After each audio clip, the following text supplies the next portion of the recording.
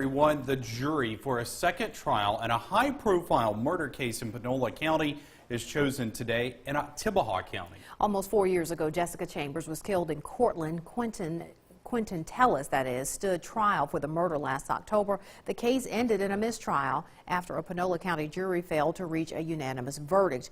Attorneys from both sides questioned over 100 potential jurors today. With statewide publicity and interest in the case, attorneys are focused on finding an impartial panel. Their hope is that they'll find enough people with no connection to Cortland or the case. When they come in and they say, I don't know anything about this case, then you expect that to be true. Now, with a very high-profile case like this case, you may end up with people that do know about it. And the question then is, can you still be fair and impartial even though you know these things? And a lot of people will say yes, but some people will say no. 12 jurors and 3 alternates were selected today. They are now on their way to Batesville for the trial. In 2 weeks, over 400 students in Noxubee County will be moving. As we first reported last week, B.F. Liddell and Virgil Jones Jr. Elementary are the 2 campuses that will close. Our Jory Talley talked with the interim superintendent about the future of the district. She joins us in the studio now with more. Jory. The State Transformation Interim Superintendent of the Noxubee County School District says the decision all boils down to finances and what's best for the district and its students. Finances have been the biggest challenge for Rodriguez Broadnax since he stepped in as the interim superintendent of the Noxubee County School District. He says the closings will help balance the books. We looked at the campuses, the shape of the campuses, the maintenance of the campus, and how those campuses would save us, not just now, but in the long run. That shutdown will also close the doors on some jobs. Our team looked at every part of the human capital that we could: job performance, certification, endorsements, any type of employee relations issues. We wanted the best people in the best places for our students. Those moves could help move the district out of debt. Broadnax says according to the plan so far, the district will be able to be in a positive cash flow as soon as November. Between the schools, our reduction in force, and our docket, our expenditures, we're going to save about $1.7 million as we move forward right now. 3rd grade and under will be housed at Earl Nash Elementary. 4th and 5th graders will move to the central office building. Broadnax's own 2 children will be among the 430 students impacted, but he says it boils down to what's best for the district. As we look at this transition, it is not easy, and I'm not going to say it was easy for me to make this decision. However, I know these schools have been in the community for years.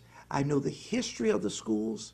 However, when it impacts everyone. The last day for the bell to ring at both schools will be October 5th. Once students are out of the buildings, we're going to continue to start working on them, cleaning them, and then we're going to look at a plan, a capital project plan to 3 to 5 years, what we want to do with them. Broadnax says the move will take place the week of October 8th while school is closed for an extended fall break. A letter will soon be sent out to parents and guardians with more information in regards to that. The former Noxubee County School Board and former Superintendent Roger Liddell want a judge to halt the state takeover of the school district. A lawsuit was filed in Hinds County Chancery Court last month. The group wants a temporary restraining order to stop the state takeover. Governor Phil Bryant signed off on the move back in July. Bryant, along with State Superintendent of Education Dr. Carrie Wright, are both listed in the suit. A hearing is scheduled for October 19th. The city of Macon will soon see a spike in taxes. Aldermen voted on a $2 million increase last Tuesday. City leaders say the decision was made to meet some financial needs and because sales tax collection is down. This is the first time for an increase since 2000. It will go into effect October 1st. Ole Miss faculty agree and accept the namesake of the journalism school be removed. Dr. Ed Meek came under fire after what many viewed as a racially insensitive Facebook post. Meek issued a statement over the weekend asking to have his name removed from the School of Journalism and New Media. Today, the faculty accepted that statement as it was, quote, in the best interest of our students, school, and university, end quote. Ole Miss leaders were quick to condemn the social media post, and listening sessions were held on campus. Absentee voting is underway for the November general election. The Lee County Circuit Clerk says absentee ballots are now available at her office for those who meet the requirements. Some registered voters can vote absentee because of their age, health, work demands, temporary relocation for educational purposes, or if they are in the U.S. Armed Forces. Officials are trying to make it easier for people to get information and make any needed changes online. And update your voter information on the Secretary of State's website also, or there's forms there you can print off if you do want to mail them in. There's a lot of helpful techniques on their website that you can actually use and go maybe easier for people to do versus coming into the office. And Delaney points out that absentee voters will need a photo ID to cast their ballots. The general election is November the 6th. Time for a first look at our forecast. Chief Meteorologist Keith Gibson is standing by. Much needed weather for some people today. Indeed, we do have some wet weather out there. Also a nice rainbow, a pot of gold alert here issued for Tupelo right now east of downtown. You can see that rainbow right there. A pretty heavy shower now moving through Lee County. You can see that activity here with our live Doppler radar. A little bit of lightning in this, but mainly showers out there at the current time. A few more showers, some of that activity back to the west and southwest of Starkville. Temperatures in the 70s and 80s right now. It looks like we're going to be hanging out for the most part in the 70s this evening. A lot of the activity fades away this evening. Lows tonight down into the low 70s. A mild and muggy night for fall. Your full forecast in just a few minutes. New at 6, an attempted car theft is stopped after the alleged burglar is caught by the owner of the vehicle. 47-year-old Christopher Taylor Nunnally is charged with theft of a motor vehicle. On Friday, Tishomingo County deputies were called about a man trying to load a vehicle on a trailer. The owner of that vehicle followed the suspect until they pulled into another driveway. Deputies got to the scene and discovered Nunnally was trying to steal the vehicle. Nunnally's bond is set at $10,000. 2 men are in jail after investigators uncover an elaborate scheme where the suspects are accused of selling property they did not own. WCBI's Allie Martin tells us it was all done through social media, and he has some tips for people doing business online. Lee County Sheriff Jim Johnson says 42-year-old Lewis Rogers and 24-year-old Renshea Dean broke into a home, took photos of items such as tractors, vehicles, and other equipment, then posted the items for sale on social media sites. Numerous individuals that were scavenging the Facebook ad responded to the Facebook ad, made an offer for the property, agreed to meet this particular individual back out at the property, in which they did exchange the money and took possession of this property, not knowing that it did not belong to that individual that was selling it and the one that had posted it. Sheriff Johnson says the suspects knew the homeowner was out of town on business, so they would meet prospective buyers at the victim's house where the items were sold. Investigators were brought in when the rightful owner of the items came home, realized the valuables were missing, and called the sheriff's department. Fortunately, this one had a good ending where we were able to tie down the individuals that were responsible for doing it. Sheriff Johnson acknowledges it would be tough for anyone to have known the suspects did not actually own the items they were selling. The sheriff says anyone looking for a safe spot to make a transaction after an online purchase can take advantage of these exchanged parking spaces at the sheriff's office. If you can't get the property here, such in this position, you could certainly come and do the financial transaction here. We're not going to assist you or anything. We're just offering you a safe space to come and do it. And I think this would have prevented anybody from being a victim, because not very many people are going to come to the sheriff's department that are pulling a hoax or a scam. Rogers and Dean are charged with grand larceny. Both are being held on a $50,000 bond. Allie Martin, WCBI News. Johnson says if you bought anything from the suspects, make sure to call the sheriff's department so the property can be returned to its owner. A group of North Mississippi students putting a new spin on applied science. We take a look at their hands-on lesson when we come back. Watching WCBI News at 6 with Andrea Self and Joey Barnes. Welcome back. Students at Boonville Middle School are learning about the latest engineering technology and having a little fun doing it. Amy Tice is the STEM teacher at Boonville Middle School. She recently let her students study fidget spinners as part of a class project. Then students used computer models to design their own. They also tried to determine if the toys really do help students focus better on a particular task. Tice says it's important for students to be exposed to the latest technology. This is our future. This is what we're going to be going to. You know, different companies around here, different businesses are already in the engineering. You know, there's more jobs with that, and we've got to improve, you know, the engineering and allowing our kids to see this, because this is going to be the jobs of tomorrow. Next up for the class, building Lego robots. Sounds like fun. Well, healthy living is important at any age. That's why WCBI is hosting the Healthy Living for Seniors Expo this Wednesday from 10 to 1 at Lee Mall in Columbus. You'll get to visit with professionals and get advice on everything from pre-planning finances, home care, health care, and more. We will also be live from the expo on WCBI's Mid-Morning with Audrey at 9 and midday.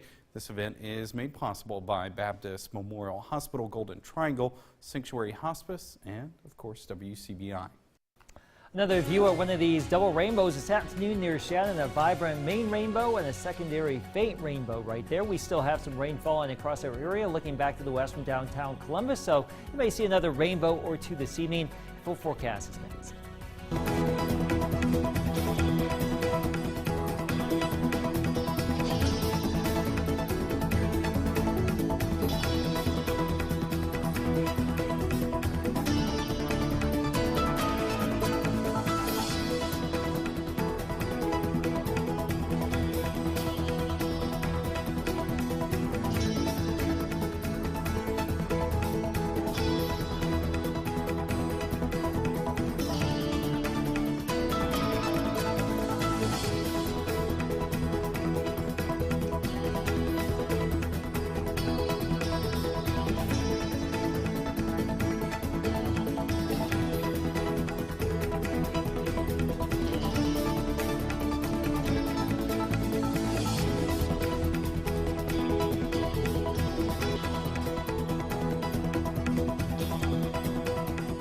Your first alert forecast with Chief Meteorologist Keith Gibson.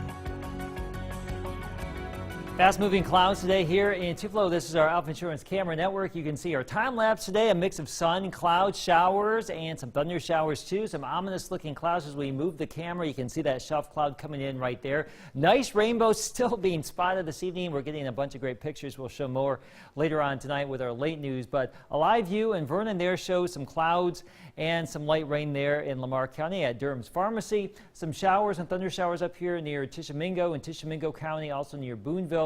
Farther south, there's that lighter rain, some steadier rain near Vernon and Lamar County, and some showers here in Monroe County, and also some lingering activity here towards Starkville points west. And again, I just got a great double rainbow photo on Facebook from the Ackerman area because of that complex right there. So we have some showers and thunder showers across our region right now. You can see some more concentrated rain over here in Alabama, but just some scattered activity here. A lot of that will wind down this evening. We've got temperatures in the 70s and 80s locally. You want fall? Let's go back up to the north. 54 in Bismarck, North Dakota. We got 40s and 50s up here in Canada and Alaska.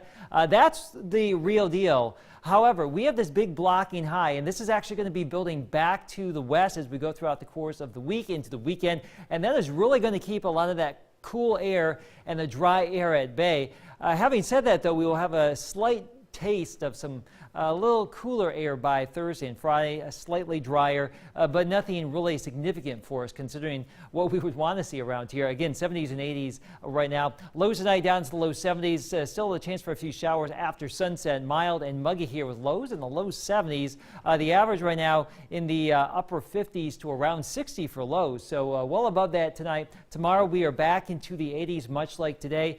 Some of you may stay in the low 80s. Some of you may get back up into the mid 80s, maybe the upper 80s if you see a little bit more sunshine before these showers and storms start to pop. The rain chance about 50%, so you're not guaranteed rain tomorrow, but it is certainly possible. Here's Futurecast. There's that rain opportunity for your Tuesday as we get into Wednesday. A front comes on in. Still some rain likely here during the day. Wednesday, behind it, some subtle changes. A little taste of some slightly drier air, but we will just hedge the bet and include the chance for a shower storm Thursday into Friday.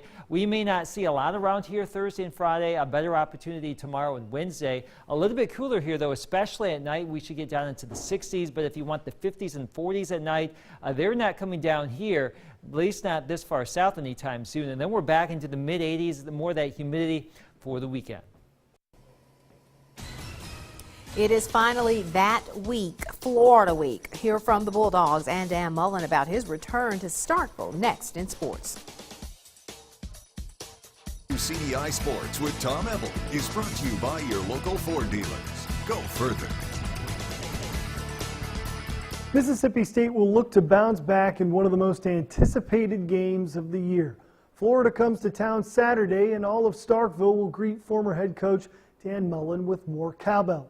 But for head coach Joe Moorhead and company, it's going to be about showing emotion yet staying under control.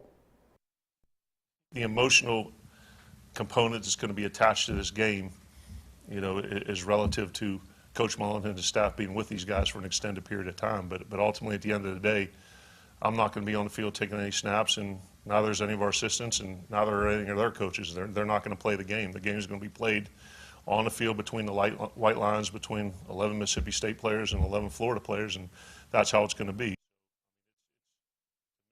Moorhead announcing today that Jamal Peters remains out indefinitely, and defensive lineman Marquis Spencer underwent season-ending surgery on an upper body injury. On the opposite sideline, for the first time since 2005, Dan Mullen will wear the orange and blue and look to beat a team he built. The last time the Bulldogs and Gators met was back in 2010, the Bulldogs winning that one 10-7. So only fitting in Mullen's first year as Gators head coach, he's back in Starkville. Mullen says he knows a lot of the attention will be on him Saturday, and the former Dogs head coach hopes that will be an advantage. It takes pressure off everybody else. Our guys can focus on the opponent beating an excellent team. You look, the talent, you're playing one of the best defensive lines in the country, one of the deepest, most veteran teams out there, a team that, everybody expects to be a top 10 team by the end of the season. And our guys have a lot going on and a lot to worry about. So I guess if the focus, any outside focus on anything is on me, it takes it off our guys and lets them prepare for the game. The Rebels jump back into SEC play with yet another tough test, facing 5th-ranked LSU in Death Valley. The Rebels were able to get back in the win column Saturday, but will be facing a much tougher defense in LSU that's played lights-out football over the beginning of the season, actually. But the winner of the past 5 or 6 meetings has been the home team, so that could play a difference. Matt Luke and offensive coordinator Phil Longo preview what they're about to face in Death Valley come Saturday. Very, very good defensively. Very good on all 3 levels of defense. They're good up front, really good linebackers, very, very long, good in the secondary. So they're a very, very good defense. I think you got to be very, very smart with the football. We have to protect the football. We need some high percentage throws so we can get on schedule and get the rhythm that we need offensively. This gives us a great opportunity now. We're going to play another awesome defense in Death Valley against LSU, who's very physical and extremely athletic, and we have to answer the call and execute better than we did the last time we faced somebody of this caliber. After leaving the game in the third quarter against Kent State with a hamstring injury, Matt Luke says nothing to worry about with A.J. Brown. He's listed as probable for Saturday. Coming up at 10 right here on WCBI Sports. It's Monday, so that means it's top plays from week 6 of the End Zone. We'll have all sorts of highlights, a lot of great stuff coming up right here at 10. Make sure you tune in. That's it for sports. We'll ask for your forecast next. Here's a great double rainbow photo from Ackerman just a few minutes ago. Pretty cool with a lot But of did those- we find the pot of gold? Well, that's the big question. There's several pots of gold that could still be found this evening, folks. So if you're looking, keep looking. All right, Call us 328-1224 when you find it. We need that news tip. We need a share, right? Yes, we do. Still some rain out there this evening, and then, well, we're looking at some more 80s for tomorrow. All right. More storms. Yeah, possibly, yes. We need it. All right, thanks for joining us, everyone.